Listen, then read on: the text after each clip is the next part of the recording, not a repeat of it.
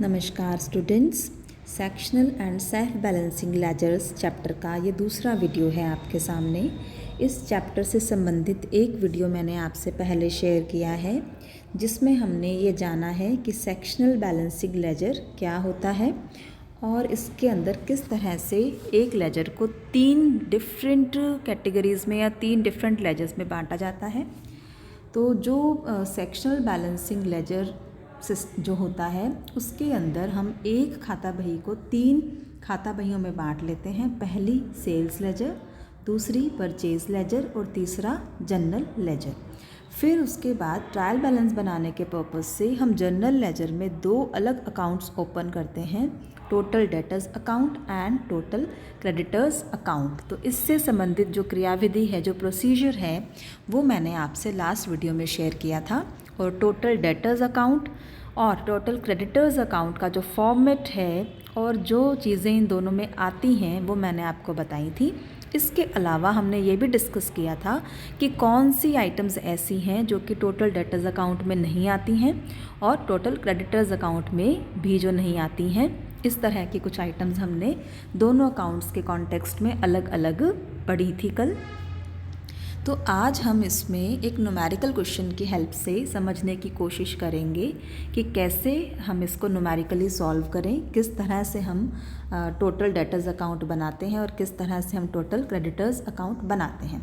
तो आपके सामने स्क्रीन पर एक क्वेश्चन डिस्प्ले हो रहा है। क्वेश्चन नंबर 3 है ये। इसमें आप देख सकते हैं, मैसर्स कुलकर्णी ब्रदर्स की बुक्स में से ली गई सूचनाओं से आपको 31 मार्च 2018 को जनरल लेजर में टोटल डेटर्स अकाउंट और टोटल क्रेडिटर्स अकाउंट बनाने के लिए कहा जा रहा है, जो कि देनदारों की खाता बही यानी कि डेटर्स लेजर और लेनदारों की खाता बही यानी कि क्रेडिटर्स लेजर तथा सामान्य खाता बही यानी कि जनरल लेजर रखता है। तो ये आपको डिटेल्स या जो फिगर्स हैं दे रखी हैं।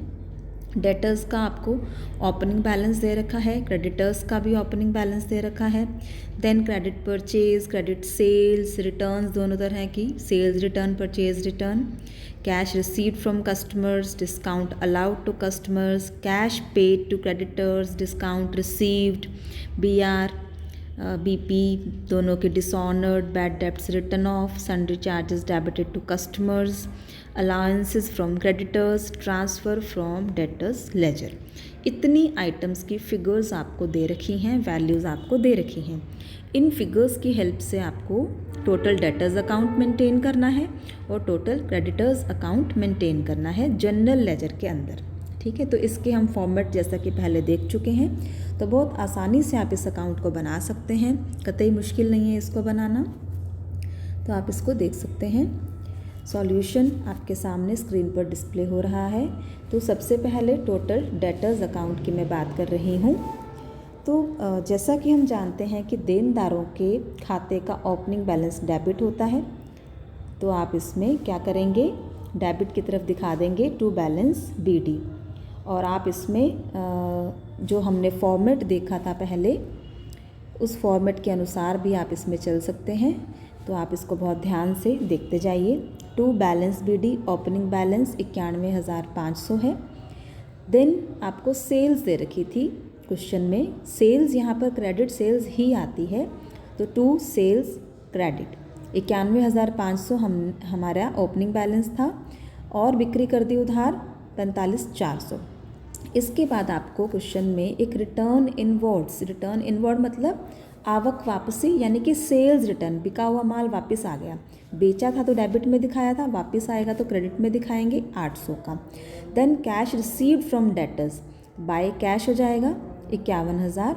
इसमें आप देखिए, जो रूल डेटर्स नॉर्मल किसी डेटर का पर्सनल अकाउंट बनाने के हैं, वही रूल टोटल डेटर्स अकाउंट को बनाने के भी हैं। तो डेटर्स अकाउंट की क्रेडिट में आ जाएगा by cash received 51,000। Then by discount allowed, ये सब हम फॉर्मेट में देख चुके हैं, 900। By bad debts written off, bad debts दे रखा हो या बैड डेट्स रिटर्न ऑफ दे रखा हो, एक ही बात है, 5,000। BR रिसीव्ड, कस्टमर्स ने हमको BR एक्सेप्ट करके दिया है तो बी आर रिसीव्ड 17,000। इसमें आपको ये बता रखा है कि बी आर डिसऑनर हो गए 2400 के। जो 17,000 के बी आर हमको कस्टमर्स ने दिए थे, एक्सेप्ट करके दिए थे, उनमें से 2400 रुपये के बी आर क्या हो गए, डिसऑनर हो गए, अनादरित हो गए। तो आप इसको डेबिट में दिखाइए, टू बी आर डिसऑनर 2400। और एक आइटम आपको क्वेश्चन में और दे रखी थी, sundry charges debited to customers. तो डेबिटेड टू कस्टमर्स सिंपली तो डेबिट में लिख दीजिए, टू सन्ड्री चार्जेस जो हमने कस्टमर्स को लगाए हैं 690 रुपये के हैं, डेबिट कर दीजिए कस्टमर्स अकाउंट में। देन एक ट्रांसफ़र दे रखा था, जब मैंने आपको फॉर्मेट शेयर किया था वहाँ भी आपको बताया था कि टोटल डेटर्स अकाउंट में हमेशा ये जो ट्रांसफ़र की आइटम है ये क्रेडिट में आती है, चाहे सेल्स लेजर से परचेज लेजर में हो या फिर परचेज लेजर से सेल्स लेजर में ट्रांसफ़र हो। ये दोनों ही तरह के जो ट्रांसफ़र्स हैं ये टोटल डेटर्स के अकाउंट में कहाँ आएंगे, हमेशा आएंगे क्रेडिट की साइड में, ठीक है। और जो total debtors account creditors account है उसके अंदर ये हमेशा कहाँ आएंगे, डेबिट में आएंगे ट्रांसफ़र्स। अब ये ट्रांसफ़र का एक्चुअली मतलब क्या है ये आप जानना चाहेंगे।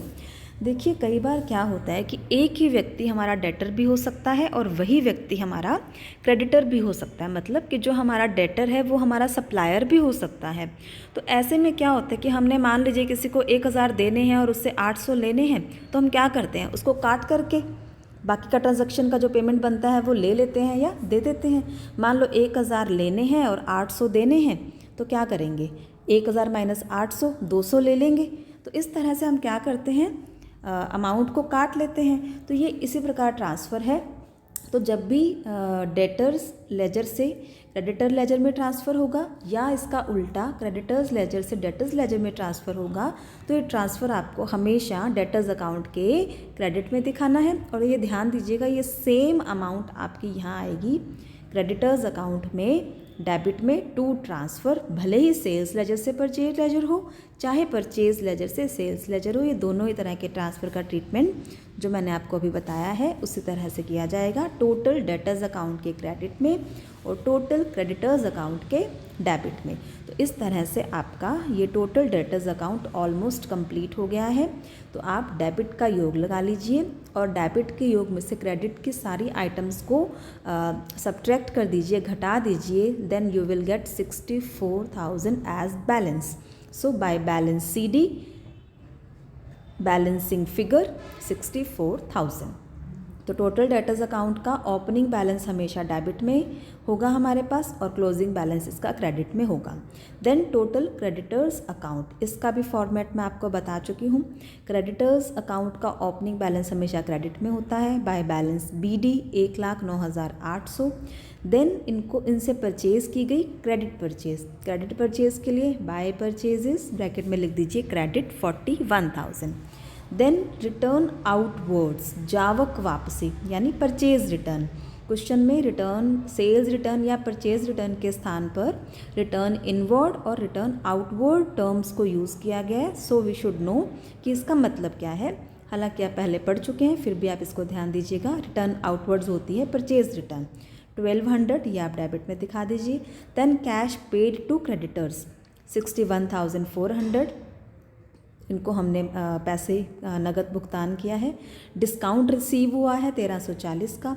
कस्टमर्स को डिस्काउंट हम देते हैं और क्रेडिटर्स से हमको डिस्काउंट मिलता है, टू डिस्काउंट रिसीव्ड। देन उनको कैश दी थी तो कैश लिख दिया था और उनको BP एक्सेप्ट करेंगे तो टू BP एक्सेप्टेड 24,000, पैसों की जगह पर उनको BP एक्सेप्ट करके दे दिए तो 24,000 की ये आइटम आ जाएगी। इसी प्रकार डिस्काउंट के जैसे अलाउंस भी रिसीव होता है तो ये अलाउंस रिसीव्ड हो गया 550, क्वेश्चन में गिवन था। और ये ट्रांसफ़र के बारे में मैं आपको पहले ही बता चुकी हूँ कि डेटर्स के क्रेडिट में आ गया था और क्रेडिटर्स के डेबिट पे to transfer sales ledger to purchase ledger, bracket में आप इसको शो कर सकते हैं। ये दोनों तरफ आ गया इसके 1290, ये यहाँ आ गया। देन एक आपको आइटम दे रखी थी BP डिसऑनर्ड, एक्चुअली डिसऑनर्ड नहीं, ये BP विदड्रॉन होता है। तो BP विदड्रॉन जो है यानी कि जो BP हमने एक्सेप्ट करके दिए थे, किसी कारण से हम उनका भुगतान मान लीजिए नहीं कर सके, तो 24,000 के जो BP हमने एक्सेप्ट करके दिए थे उनमें से 6,000 के बिल्स पेबल को वो भुगतान नहीं कर सका जो ये ऑनर है, तो ये हो गया बाय BP विदड्रॉन 6000 आप क्रेडिट में दिखा दीजिए। Now find out the closing balance, तो क्रेडिट का जोड़ लगाइए। क्रेडिटर्स का क्लोजिंग बैलेंस जो है वो डेबिट में आता है, यानी कि इनका क्रेडिट बैलेंस होता है। क्रेडिट बैलेंस का मतलब कि क्रेडिट का योग डेबिट के योग से अधिक होता है। तो to balance CD balancing figure 67020 ये आपके पास आ जाएगा। टोटल लगा के आप इसको घटा लीजिए डेबिट साइड को। तो इस प्रकार जो टोटल डेटर्स अकाउंट का क्लोजिंग बैलेंस है वो 64,000 आ रहा है, और जो टोटल क्रेडिटर्स अकाउंट है उसका क्लोजिंग बैलेंस आ रहा है 67,020। तो इस तरह से आपको एक न्यूमेरिकल क्वेश्चन को सॉल्व करना होता है। टोटल डेटर्स अकाउंट बनाना होता है और टोटल क्रेडिटर्स अकाउंट बनाना होता है।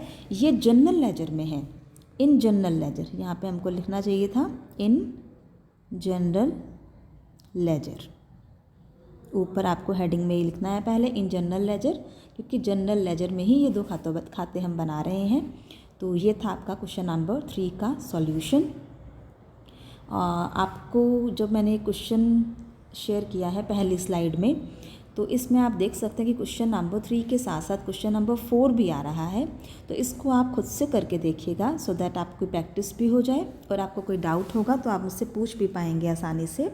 ये ऑलमोस्ट सारा क्वेश्चन सेम ही है, एक आइटम यहाँ पर डिफरेंट है। क्वेश्चन नंबर 4 में आप देखिए एक आपको आइटम सेकेंड लास्ट आइटम दे रखी है, bad debts previously return of now recovered. जब हमने पहले बैड डेट्स को रिकवर कर दिया, अब वो रिकवर हो रही है, तो इसका कस्टमर से कोई भी लेना देना नहीं है, इसको हमने टोटल डेटर्स अकाउंट में नहीं दिखाना। बाकी सब चीज़ें आपके जो अभी हमने क्वेश्चन नंबर 3 करा है ऑलमोस्ट वैसे ही हैं। तो आप इसको अपने आप बनाकर देखिएगा, सॉल्व करके देखिएगा, सो दैट आपकी अच्छे से प्रैक्टिस भी हो जाए इस क्वेश्चन की। तो आज के लिए इतना ही। Thank you so much.